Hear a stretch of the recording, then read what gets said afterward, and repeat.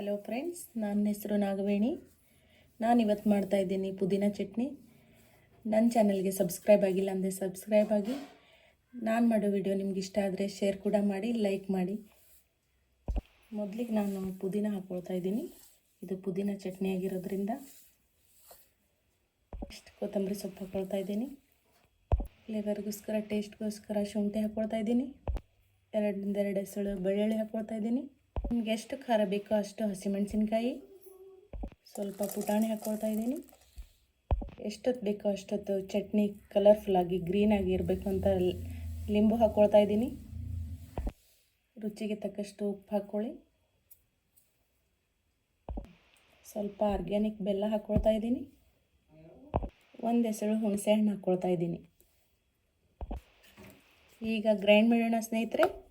ಚೆನ್ನಾಗಿ ರುಬ್ಕೊಳ್ಳಿಕ್ಕೆ ಸಫಿಷಿಯೆಂಟ್ ನೀರು ಹಾಕ್ಕೊಳ್ತಾ ಇದ್ದೀನಿ ಸ್ವಲ್ಪ.